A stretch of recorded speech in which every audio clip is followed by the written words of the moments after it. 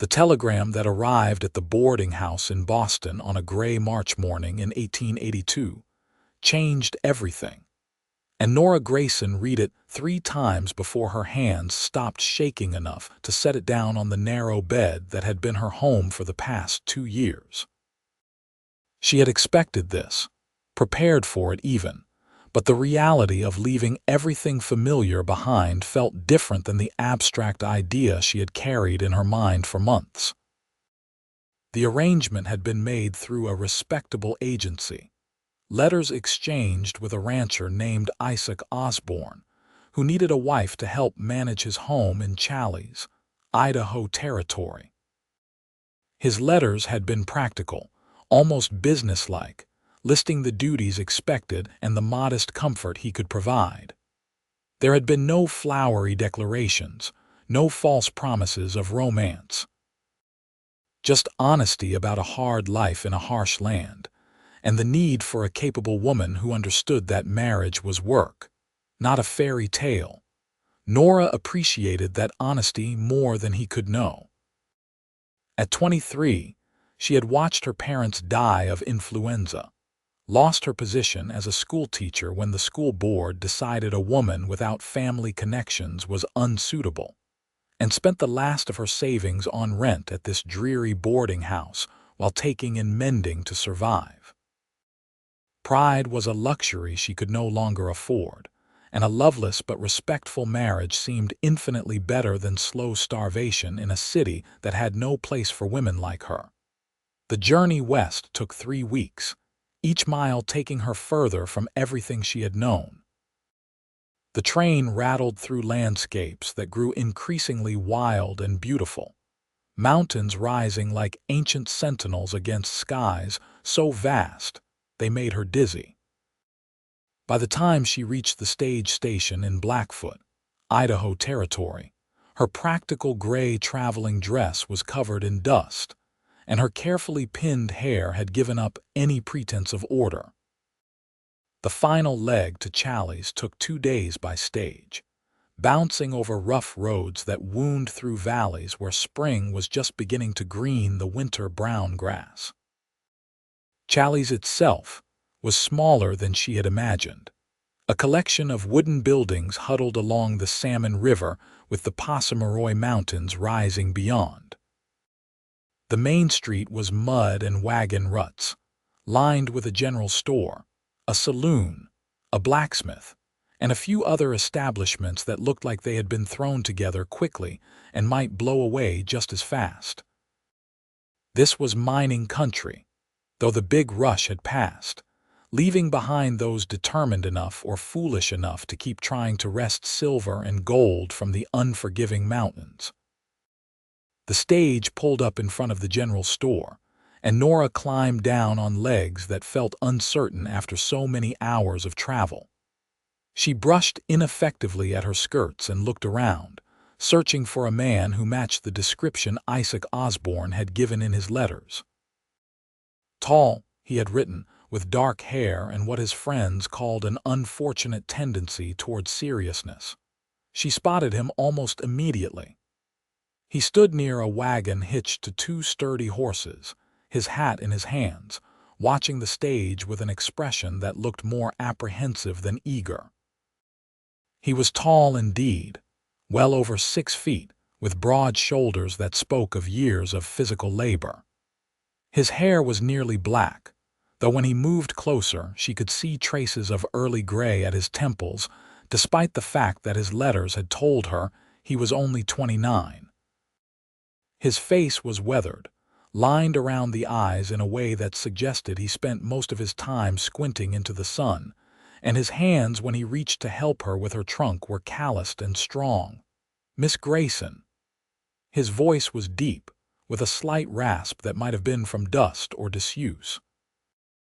"Yes, Mr. Osborne, I presume," he nodded, a quick, efficient movement. "Welcome to Challis. I hope the journey was not too difficult."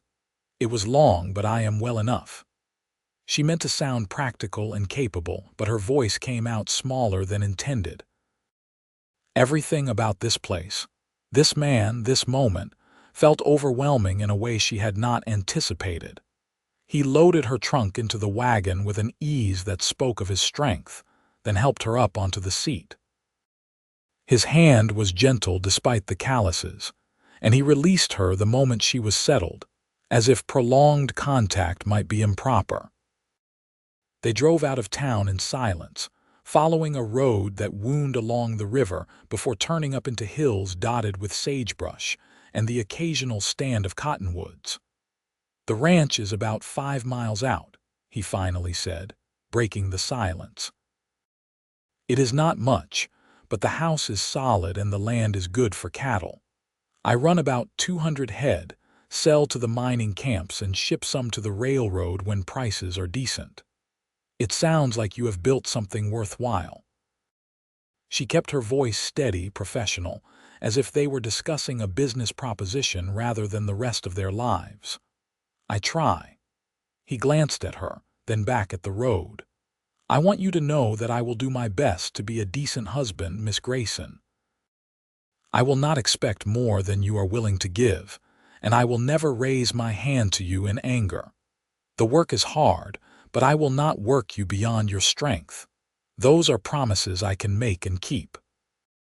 The formality of it should have been reassuring, but instead Nora felt a strange sadness settle over her.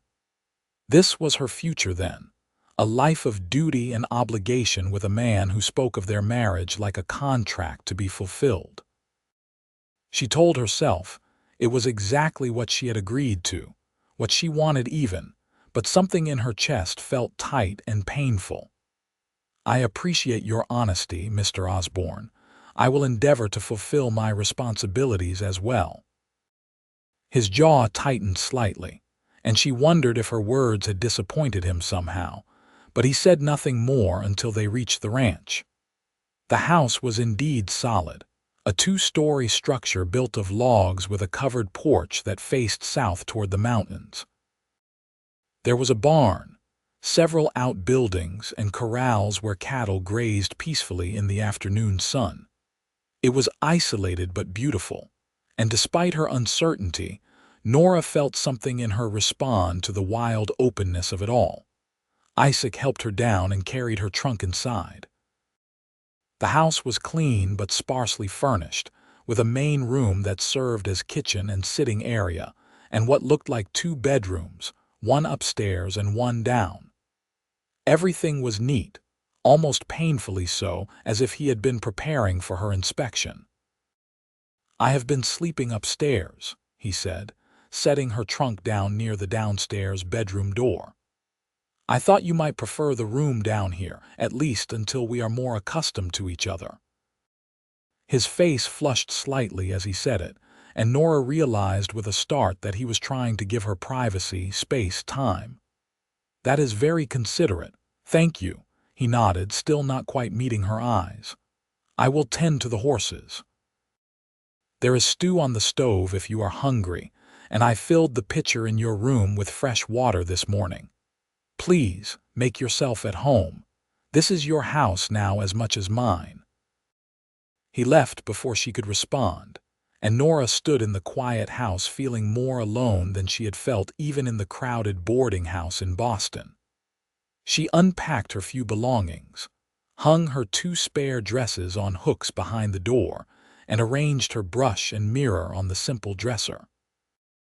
The room was small but clean, with a window that looked out toward the mountains and a quilt on the bed that had been carefully mended in several places. She found the stew and ate a bowl of it standing at the stove, too tired and overwhelmed to bother with sitting. Through the window, she could see Isaac moving between the barn and corrals, working with an efficiency that spoke of long practice. He moved well for such a large man, graceful in his own way, and she noticed that he stopped occasionally to stroke the neck of a horse or check a fence post with careful attention. That night they ate together at the small table, a meal of salt pork, beans, and biscuits that Isaac had prepared himself.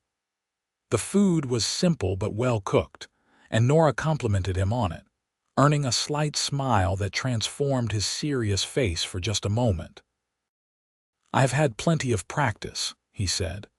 Bachelor cooking, my neighbor Tom calls it, though I expect you will do better once you have had time to rest and learn where everything is kept.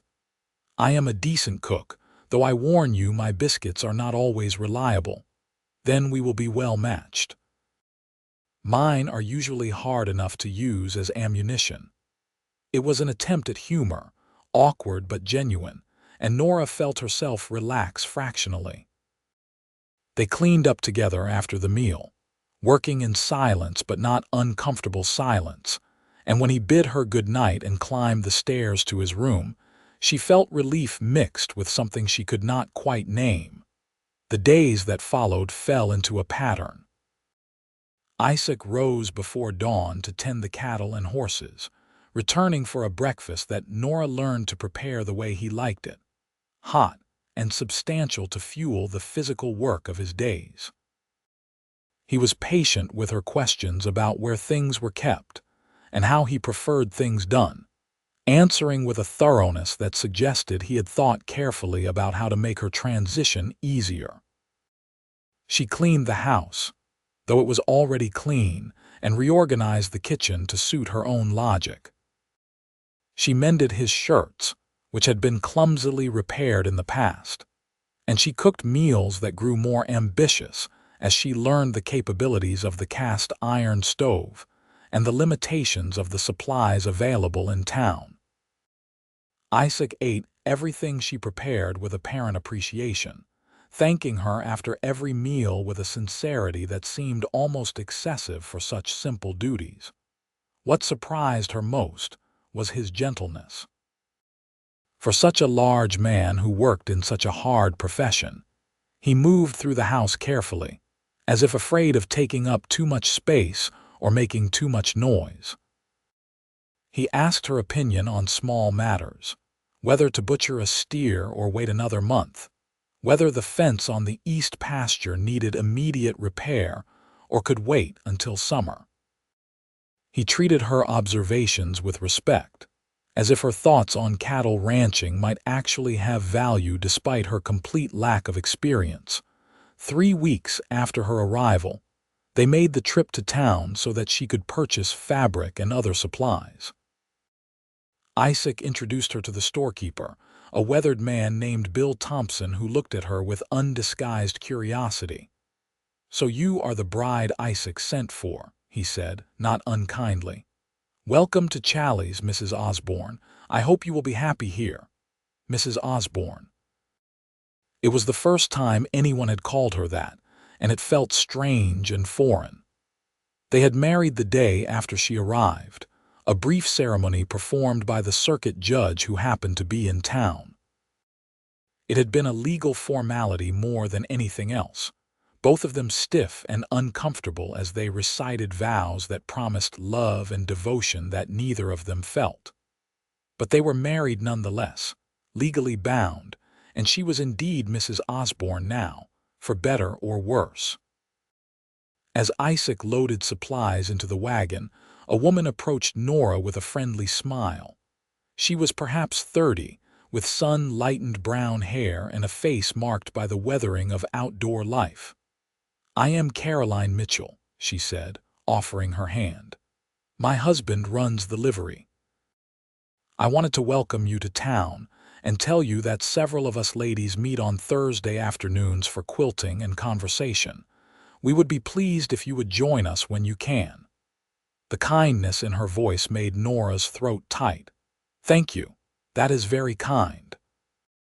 "It can be lonely out here for women," Caroline said, lowering her voice. "Especially at first. But Isaac is a good man, one of the best. He will treat you right." Nora nodded, not trusting herself to speak. As they drove back to the ranch, she found herself thinking about Caroline's words. Everyone seemed to think highly of Isaac, seemed to believe she was fortunate to have married him. And perhaps she was. He was kind, respectful, hardworking, everything a woman could reasonably expect in a husband. Yet there was a distance between them that felt insurmountable, a careful politeness that precluded any real intimacy or connection.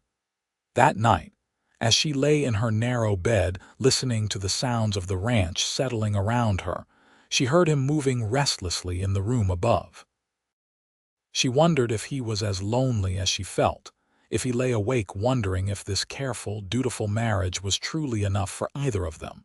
The spring advanced, and with it came the endless work of a working ranch. Calves were born and needed tending. Fences needed repair after the winter damage.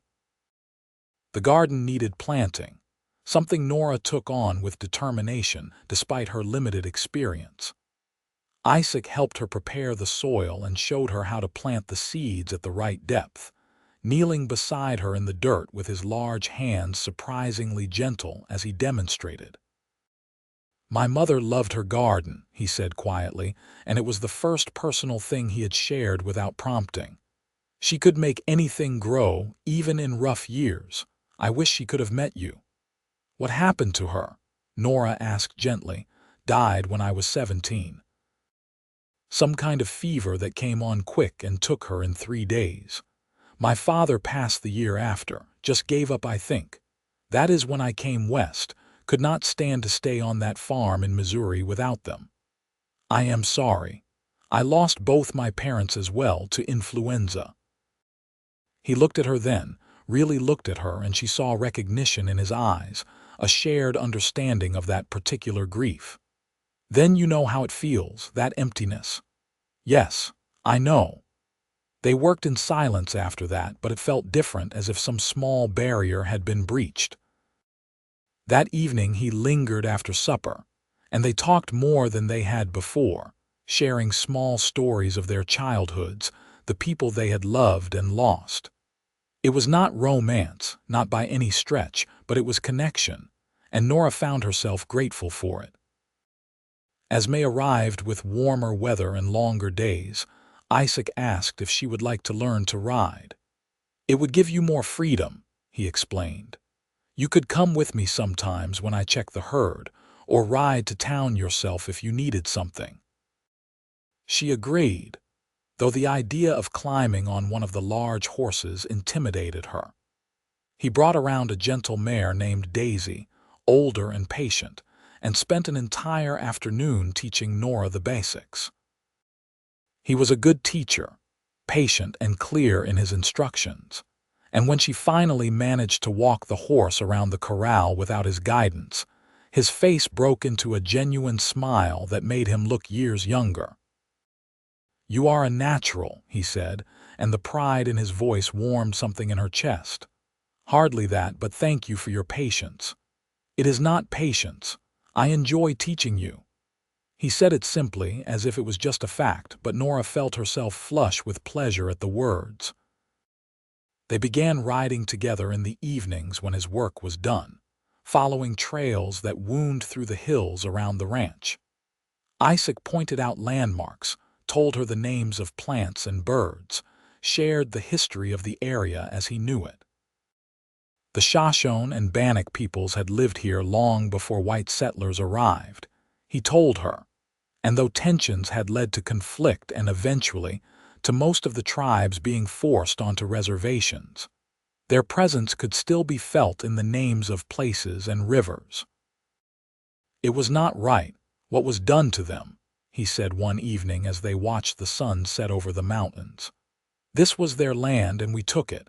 I try not to forget that, try to be respectful even if it is too late to make anything right." His words surprised her.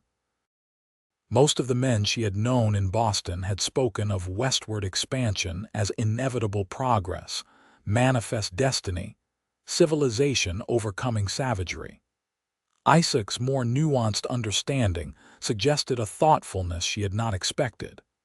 "You know any of the people who remain in the area?" she asked. "A few. There is a family that camps sometimes near the river, comes through in the summer to fish and gather plants. We are friendly, trade sometimes. They taught me which plants are edible and which to avoid, helped me when I first came here and did not know anything about surviving in this country."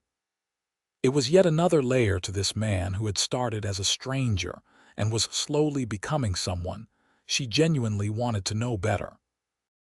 That night, lying in her bed, Nora acknowledged to herself that her feelings were changing. What had begun as duty was transforming into something warmer, something that felt dangerously close to affection. June brought heat and the hard work of haying. Isaac hired 2 temporary hands to help with the work. Young men who bunked in the barn and worked from dawn to dusk, cutting and stacking the hay that would feed the cattle through the next winter. Nora cooked for the crew, huge meals that disappeared as fast as she could prepare them, and she found satisfaction in the work despite the exhaustion. Isaac was always careful to praise her cooking in front of the hands, to thank her publicly for the work she did. She noticed, too, that he was quietly protective, positioning himself between her and the men if they came too close, keeping conversations appropriate and respectful. One evening, one of the hands made a slightly off-color joke, and Isaac sent him to the barn immediately after supper with a quiet word that left the young man red-faced and apologetic the next morning. "You did not have to do that," Nora said after the hands had left to return to their bunkhouse. "I have heard worse." "Maybe so, but you will not hear it in my house. You deserve respect, Nora." It was the first time he had used her given name without the Miss or Mrs., and the intimacy of it sent a flutter through her stomach. She looked at him, this serious man who had shown her nothing but kindness and respect since the moment she arrived, and felt her heart do something unexpected and terrifying. She was falling in love with her husband. The realization kept her awake that night, staring at the ceiling and trying to understand when exactly duty had transformed into something deeper. Was it the way he always saved the largest piece of meat for her plate? The time he had ridden 3 hours to town and back, because she mentioned missing lemons, and he returned with 2 precious fruits that must have cost him dearly. The evening she had been crying quietly, overwhelmed by homesickness for a home that no longer existed, and he had knocked softly on her door to leave a cup of tea and a wildflower, saying nothing but offering comfort in the only way he knew how. Or perhaps it was the accumulation of 100 small kindnesses, the daily evidence that he thought of her, cared for her comfort, valued her presence. He had turned their arrangement into something more without ever asking for anything in return, transforming duty into devotion so gradually that she had not noticed until the change was complete. But did he feel the same? He was unfailingly kind, but he kept a careful distance, never pushing for more intimacy than she had offered. He still slept upstairs, still bid her a formal good night each evening. His gentleness might be nothing more than decency, his consideration nothing more than the respect he would show any woman. The next morning at breakfast, she studied him covertly as he ate the flapjacks she had prepared. He looked tired, lines of exhaustion around his eyes from the hard work of haying season. Without thinking, she reached across the table and touched his hand. "You are working too hard. You will make yourself ill." He looked at her hand on his with an expression of such surprise and longing that her breath caught. Slowly, as if afraid she might startle and pull away, he turned his hand over and laced his fingers through hers. "It is the season," he said softly, "but I appreciate your concern." They sat like that for a long moment, hands joined across the breakfast table, and Nora felt as if something fundamental had shifted between them. When he finally released her hand and stood to return to his work, he paused by her chair. "Nora, I want you to know that having you here has been the greatest blessing of my life. Whatever you might think this marriage is or is not, please know that I am grateful for you every single day." He left before she could respond, but she sat at the table for a long time afterward, her hand still warm from his touch, her heart pounding with hope and fear in equal measure. The haying was completed by mid-July, and the temporary hands moved on to other ranches. The days fell back into the rhythm of just the two of them, but the atmosphere had changed. They touched more often now, casual brushes of hands and shoulders that felt charged with meaning. Isaac began staying downstairs longer in the evenings, and they talked about everything and nothing, sharing opinions and dreams and fears. One evening, as they sat on the porch watching the stars emerge, Isaac cleared his throat nervously. "Nora, I need to tell you something, and I am not sure how to say it properly." Her heart raced, but she kept her voice calm. "Just say it plainly. We have always been honest with each other. I know our marriage began as an arrangement, a practical solution to practical problems. And I know I promised not to expect more than you were willing to give. But somewhere along the way, my feelings changed. You are not just my wife in name, not just someone who cooks and cleans and fulfills a role. You are the first person I think of when I wake and the last before I sleep. You are the reason I hurry through my work now, so I can come back and see your face. What I feel for you is not duty, Nora. It has not been for a long time." She turned to look at him, this good man who had been so patient, so kind, who had shown her through 1,000 small actions what love looked like even before naming it. "Isaac," she said softly, and his name felt right on her lips, intimate and perfect. "I thought this would be a marriage of convenience, of mutual benefit, but nothing more. I told myself I did not need love, that security and respect would be enough. But you made that impossible. Every day you showed me something new about who you are, some kindness or thoughtfulness or strength that made me care for you more. I have been falling in love with you for months now, probably since that first evening when you brought me tea and a flower when I was crying. I was just too afraid to admit it." He stood abruptly, pulling her up with him, his hands framing her face with a tenderness that made her eyes sting with tears. "Say that again," he whispered. "I love you, Isaac Osborne. Somewhere between duty and devotion, I fell completely in love with you." He kissed her then, gentle at first and then deeper as she responded, months of careful restraint giving way to the truth of what they felt. When they finally pulled apart, both breathing hard, he rested his forehead against hers. "Come upstairs with me tonight.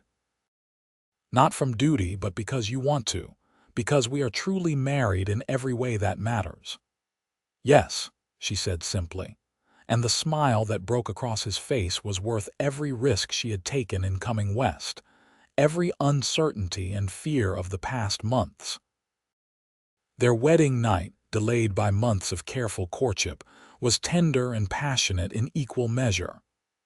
Isaac was gentle, constantly checking that she was comfortable, that she wanted what was happening. And she did want it, wanted him, with an intensity that surprised and delighted her. This was not duty or obligation, but joy, the physical expression of the love that had grown between them. Afterward, lying in his arms in the bed upstairs, Nora felt peace settle over her. This was home, not the house or the ranch, but this place in Isaac's embrace, this feeling of being cherished and valued and loved. "I wish I had told you sooner," Isaac murmured into her hair. "I have loved you for so long, but I was afraid. You seemed content with the arrangement as it was, and I did not want to push for more and risk losing what we had. I was afraid too. I thought you were just being kind, fulfilling your responsibilities as a husband. I did not realize that your kindness was love. It has always been love, Nora. From the first day, when you climbed off that stage looking exhausted and brave and beautiful, I felt something shift in my chest. And then every day after, watching you make this house into a home, seeing your strength and humor and grace, I fell deeper and deeper until loving you was as natural as breathing." She tilted her face up to kiss him again, marveling at how different this kiss felt from those careful, tentative touches at their wedding. This was the kiss of two people who knew they were loved in return, who had found in each other something rare and precious. The rest of the summer passed in a haze of happiness. They worked side by side during the day and fell into each other's arms each night, making up for the months of careful distance. Isaac was affectionate in ways she never would have predicted from those early stiff letters, constantly touching her, pulling her close for kisses, whispering words of love and appreciation. She bloomed under his attention, becoming more confident, more joyful, more fully herself. In August, they rode up into the mountains for a few days, leaving the ranch in the care of Tom, the neighbor Isaac had mentioned. They camped beside a clear stream, fished for their dinner, and made love under the stars. Isaac pointed out constellations and told her stories from his childhood, and Nora shared memories of her parents, grieving and celebrating them with someone who understood loss. "I wish they could have met you," she said one night, lying with her head on his chest while the fire crackled nearby. "They would have loved you. I wish I could have met them too. And I wish my parents could have known you, could have seen what you have done to this ranch, how you have made it a real home. My mother would have adored you." "Tell me about her," Nora requested. And Isaac spoke late into the night about the woman who had shaped him, whose values of kindness and hard work and respect for others had become the foundation of the man he was. September brought cooler weather and the work of preparing for winter. They harvested the garden together, and Nora spent days canning and preserving. Isaac butchered a steer and several pigs, and the smokehouse filled with meat that would see them through the cold months. They made a trip to town for winter supplies, and Nora attended one of Caroline Mitchell's Thursday quilting sessions, where the women welcomed her warmly and shared the kind of companionship she had not realized she was missing. "You look happy," Caroline observed as they worked on a double wedding ring pattern. "Marriage to Isaac agrees with you." "It does," Nora agreed, unable to keep the smile from her face. "He is a wonderful man, he is, and he looks at you like you hung the moon." Tom says he has never seen Isaac so content, so at peace. Whatever you two have found together, it is a rare thing. That night, Nora told Isaac about the conversation, and he pulled her close with a satisfied sound. "They are right. You did hang the moon as far as I am concerned. Every good thing in my life traces back to you. Isaac, you had a successful ranch and a good life before I arrived. I had a working ranch and an empty house. Now I have a home and a reason to care about the future. There is a difference, my love, my love." He called her that often now, and each time it sent warmth flooding through her. She had never expected this, never imagined that a practical arrangement could transform into something so profound. But Isaac had turned duty into devotion, day after day, until she could not imagine her life without him. As fall deepened into winter, they prepared for the isolation that the cold months would bring. The first snow fell in early November, and by December they were often snowed in for days at a time. But the isolation was not lonely. They spent long evenings by the fire, reading to each other from the small collection of books in the house, playing cards, talking about everything and nothing. Isaac taught her to play chess, and she beat him more often than he probably would have liked, which made him laugh with delight rather than frustration. "You have a strategic mind," he said after she checkmated him for the third time in a week. "I should have realized that from how you reorganized my kitchen. Everything in the most efficient possible arrangement. Years of making do with very little teaches one to think carefully about resources," she said with a smile. He pulled her into his lap, scattering the chess pieces. "I love your mind. I love how you think, how you see the world. You make me consider things from new angles, question assumptions I did not even know I had. You do the same for me. Before I met you, I thought I knew what I needed to be happy. Security, stability, a roof over my head and food in my belly. Those were the limits of my ambition, but you showed me that I could have more, that I deserved more. You taught me that I was worth loving. You were always worth loving, Nora. I just had the good fortune to be the one who got to prove it to you." Christmas came, and they celebrated quietly, exchanging small gifts. Nora had knitted Isaac a warm scarf and new gloves, and she had used precious sugar and dried fruit to make a cake that approximated the ones her mother used to bake. Isaac gave her a beautiful hair comb that he had ordered from a catalog, mother of pearl inlaid in silver, along with a set of books of poetry that must have cost him dearly. They spent the day in bed, making love and talking and simply enjoying being together, snow falling softly outside while the fire kept the house warm. As 1883 began, Nora realized that her monthly bleeding had not arrived. She waited another week to be certain, then another, before she said anything to Isaac.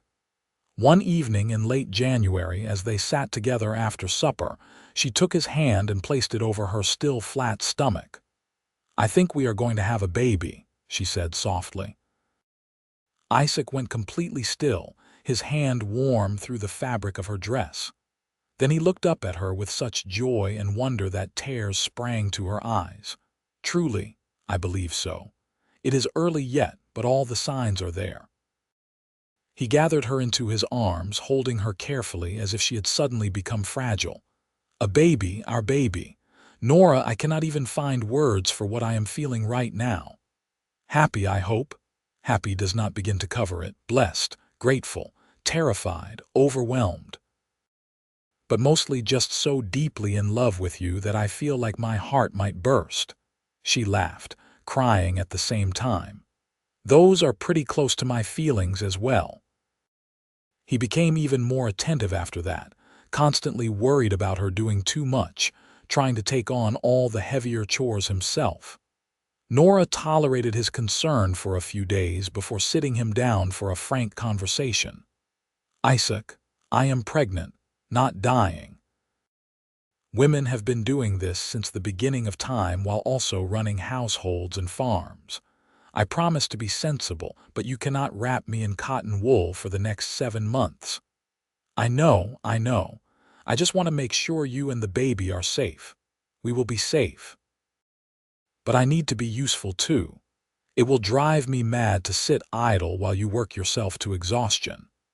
They compromised, with Nora continuing most of her usual tasks, but allowing Isaac to handle anything requiring heavy lifting or difficult reaching. As her body changed, growing round with their child, Isaac's wonder never seemed to diminish. He loved to place his hand on her belly and feel the baby kick, talking to the child about the ranch and the mountains and all the things they would do together. "I hope it is a girl who looks just like you," he said one evening in early June, his hand spread over her belly where their baby was moving actively. "I thought most men wanted sons. I will be delighted with whatever we get, but a little girl with your eyes and your smile. That would be something special. And if we have a son who is serious and thoughtful like his father, I will be equally delighted." They were both partially right.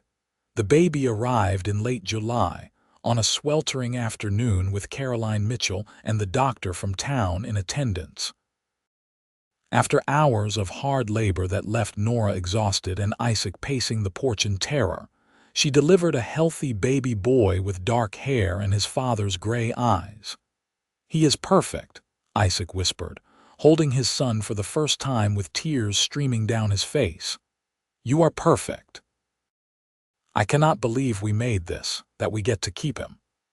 They named him Nathan, after Nora's father, and he proved to be a relatively easy baby, sleeping in reasonable stretches and nursing well.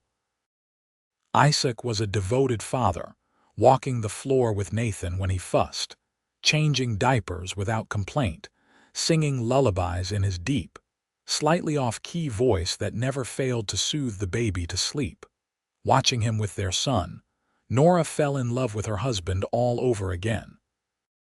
He had been a good husband, tender and devoted, but as a father he revealed new depths. He was patient and gentle, unafraid to show emotion, completely besotted with the tiny human they had created together. As Nathan grew from infant to toddler, the ranch prospered. Isaac hired a reliable hand named Jack Preston, who built his own small cabin on the property and helped with the daily work, freeing Isaac to spend more time with his family. Nora expanded her garden, learning to grow vegetables that thrived in the Idaho climate, and she began keeping chickens for eggs and meat. They added a milk cow, and soon Nora was making butter and cheese to trade in town for other goods. Life fell into a rhythm that felt both challenging and deeply satisfying. The work was hard, the winters were harsh, and there were always setbacks and difficulties. A harsh winter in 1885 killed several head of cattle.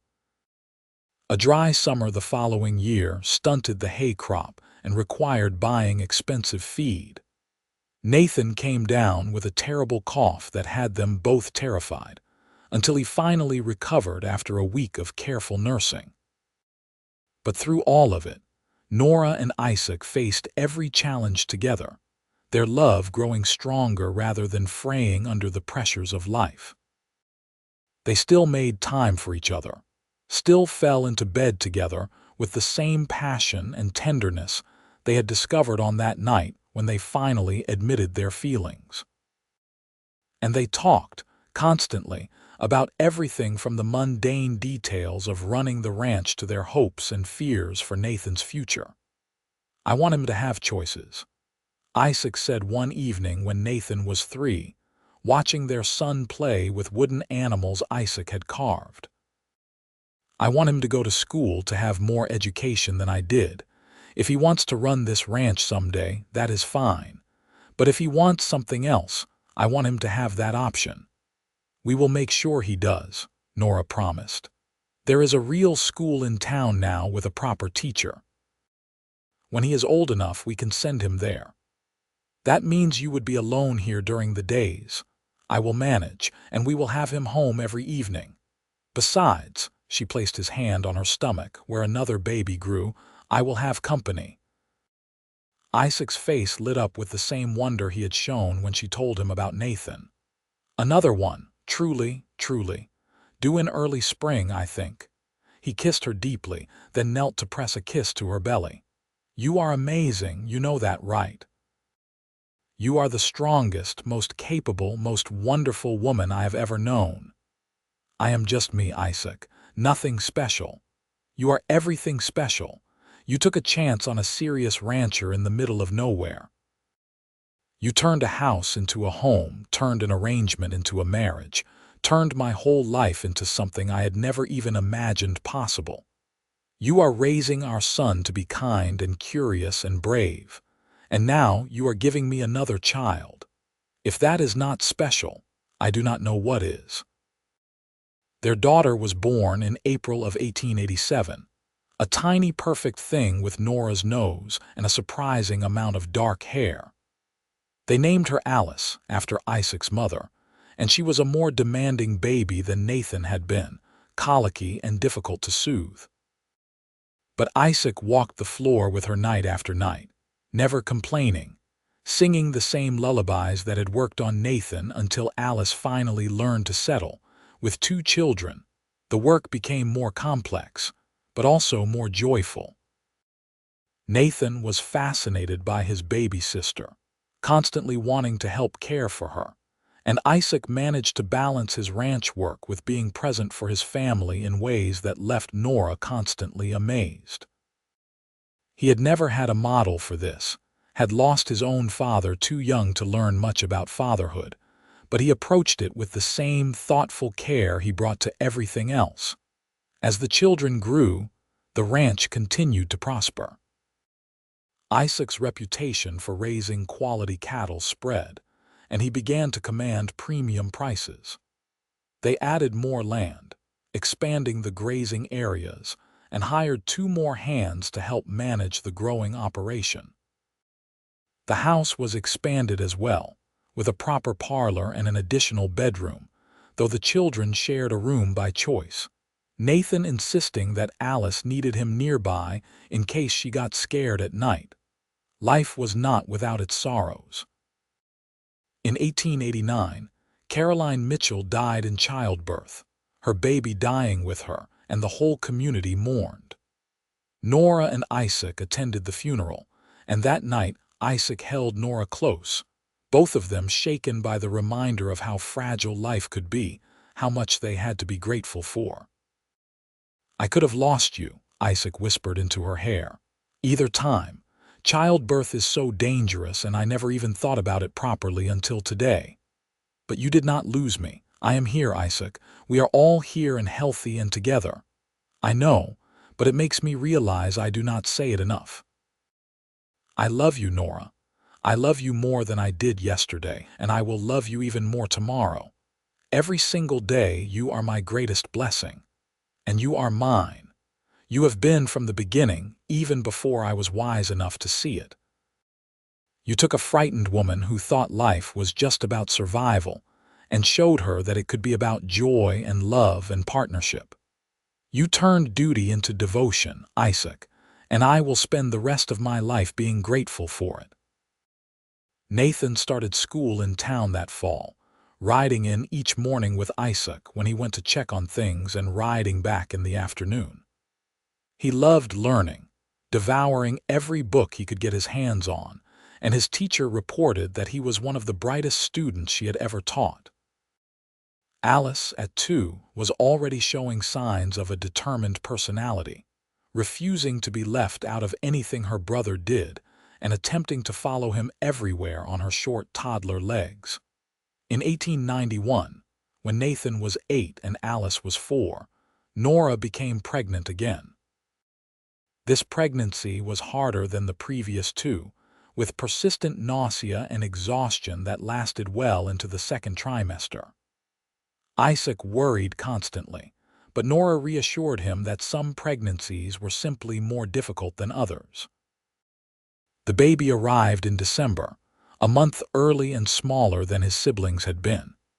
They named him Owen, and for the first few days they were terrified that he would not survive. But Owen proved tougher than his small size suggested, nursing well and gaining weight steadily. By the time spring arrived, he was thriving, a happy baby who smiled easily and rarely cried. Life with 3 children was chaotic in ways that Nora had never imagined during her lonely days in Boston, but it was a good chaos, a full chaos. The house was always noisy, always busy, and Isaac navigated it all with a patience and good humor that never seemed to diminish. He taught Nathan to ride and rope. He played tea party with Alice using tin cups and creek water, and he carried baby Owen in a sling while doing lighter chores, talking to him constantly about everything they saw. "You are going to spoil them," Nora teased one evening, watching him lying on the floor while all 3 children climbed over him like he was a mountain. "That is my right as their father. Besides, they have you to teach them responsibility and common sense. I get to be the one who plays with them." "You do far more than play with them, and you know it. You are teaching Nathan everything about running this ranch. You are showing Alice that she can do anything her brother can do. And you are raising all of them to be kind and thoughtful and good. Do not sell yourself short." He extracted himself from the pile of children and came to pull her close. "We are raising them together. Everything good they are or will become is because they have both of us, working together, loving them and each other. When did you become so wise?" "When I met a woman brave enough to come west to marry a stranger, and lucky enough that she chose to love me back." As the years passed, the life they had built together deepened and expanded. Nathan grew into a serious, thoughtful teenager who loved the ranch but also loved books and learning. Alice proved to be a natural horsewoman, fearless and skilled, constantly pushing to be allowed to help with more of the ranch work. Owen was the easygoing one, happy to tag along with whoever would have him, content whether he was helping his mother in the garden or following his father around the ranch. In 1898, when Nathan was 15 and beginning to think about his future, he came to his parents with a question. "There is a teacher in Blackfoot, at the academy there, who says I could qualify for a scholarship to university back east if I wanted to pursue that. I know we have always talked about me maybe taking over the ranch someday, but I think I might want to study law or maybe become a teacher myself. Would that disappoint you?" Isaac and Nora exchanged glances. A wordless communication developed over 17 years of marriage before Isaac answered. "Nathan, your mother and I want you to be happy and fulfilled, whatever that looks like. If you want to pursue more education, we will support that completely. The ranch will be fine whether you come back to it or not. But it is the family business, your whole life's work. My life's work is raising you and your siblings to be good people who make positive contributions to the world. What form that takes is up to each of you. If you become a lawyer or teacher, I will be just as proud as if you become a rancher." Nathan's relief was visible. "Thank you. I love the ranch, I do, but I think I am meant for something different." "Then we will help you get there," Nora added. "Your grandfather, my father, was a teacher. He believed education was the key to a better life. He would be proud to know his grandson was following that path." Over the next few years, they watched their children grow and develop into independent people. Nathan went east to university in 1900, studying law as he had hoped. Alice, at 13, was running the ranch alongside her father and the hired hands, as capable as any of the men and more determined than most. Owen, at 9, was discovering a talent for working with animals, able to gentle the most difficult horse or cow with patience and some innate understanding of what they needed. As Isaac and Nora entered their 40s, they found their relationship continuing to deepen. The passion was still there, tempered perhaps by familiarity, but enriched by the depth of knowledge they had of each other. They could communicate with a glance across a room, finish each other's sentences, anticipate each other's needs before they were voiced. They had weathered difficulties and celebrated triumphs together, built a life that neither of them could have imagined when Nora first climbed off that stage in Challies all those years ago. One evening in the summer of 1902, 20 years after Nora's arrival, they sat on the porch watching the sunset paint the mountains gold and purple. The sounds of their children drifted from inside the house, Alice arguing good-naturedly with Owen about something while they cleaned up after supper. "Do you remember those first weeks?" Nora asked, her hand in Isaac's. "How careful we were with each other, how formal." "I remember being terrified," Isaac admitted.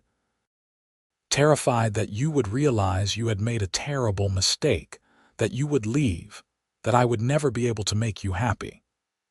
"I was terrified too. I thought I had traveled all this way to live in a loveless marriage, fulfilling duties but never really connecting. I thought that would be enough, that I had no right to expect more. And then you showed me, day after day, what devotion looked like.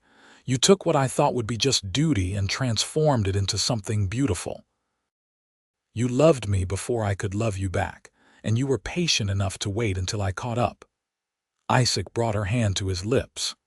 "I loved you from the first moment I saw you, Nora Grayson who became Nora Osborne. You were so brave, trying so hard to hide that you were frightened. I wanted to make everything right for you, to give you reasons to be glad you had taken that chance. And then I got to watch you bloom, to see you become confident and joyful and fully yourself. These 20 years have been the greatest gift of my life. Mine too. I came west expecting to survive. Instead, I learned how to live. You taught me that." They sat in comfortable silence as the sky darkened and the first stars appeared. Inside, their children's voices faded as they headed up to bed. The ranch was quiet around them, solid and prosperous, a testament to years of hard work and careful stewardship. "I have been thinking," Isaac said after a while. "Nathan is settled in his career in Boston. Alice essentially runs this place already. Owen is talking about maybe starting his own ranch one day, focusing on breeding horses. What if we started thinking about what comes next for us?" "What do you mean?" "I mean that we have spent 20 years building this place, raising our children and doing it well. But the children are grown or nearly so. Maybe it is time to start thinking about what we want for the next chapter. We are only 46 and 44, Nora. We could have another 30 or 40 years if we are lucky. What do you want to do with that time?" It was such an Isaac question, thoughtful and forward-looking, and Nora smiled. "I want to spend it with you. Beyond that, I am open to ideas. What if we traveled some? Not away from here permanently, but taking trips to see places we have never been. We could visit Nathan in Boston, see the ocean, maybe even go to California like we have talked about.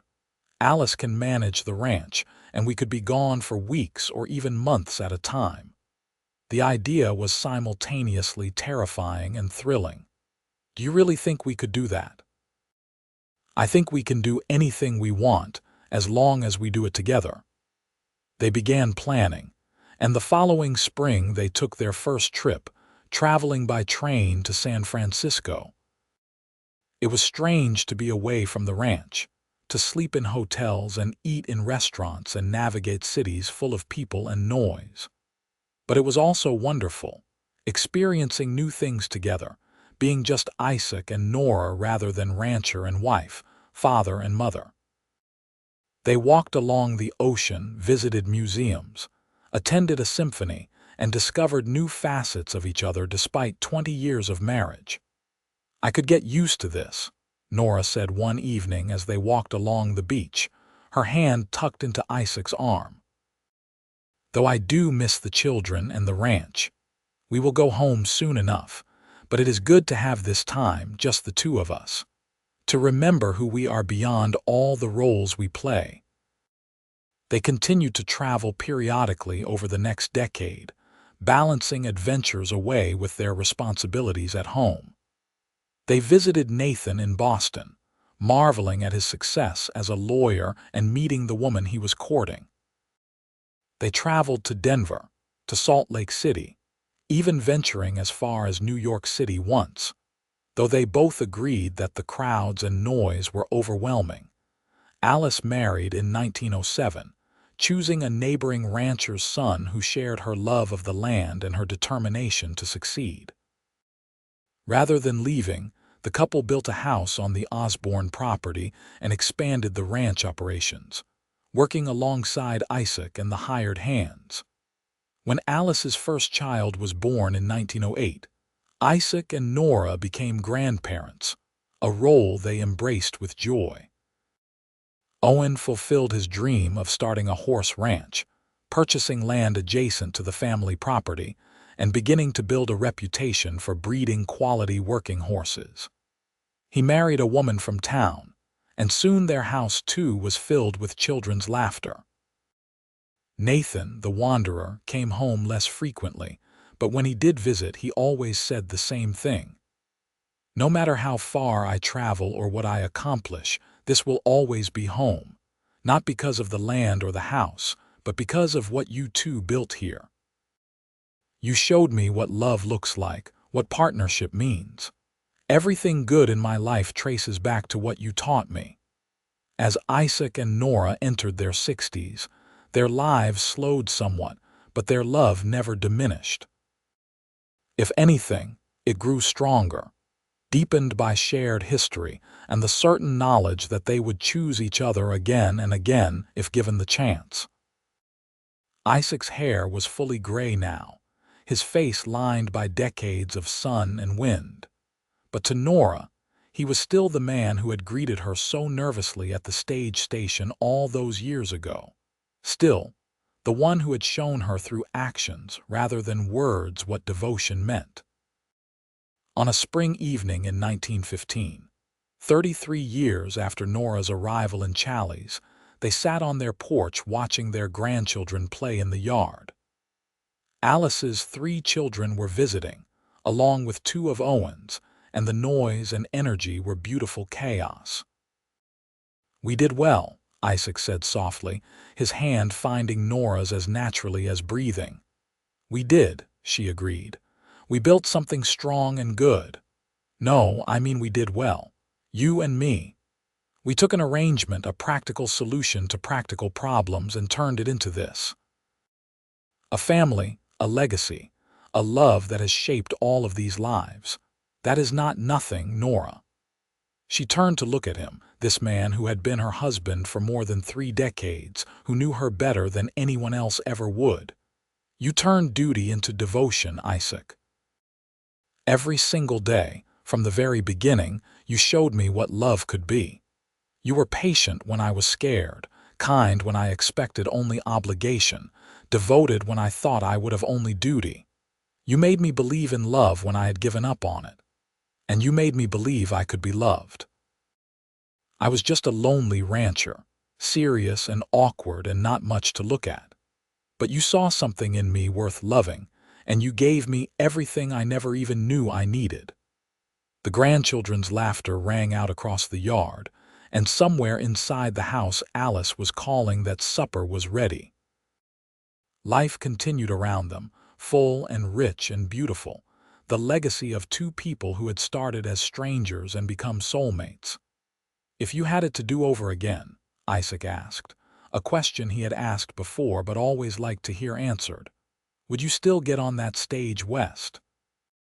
"Every single time," Nora said firmly. "In every life, in every world, I would choose you.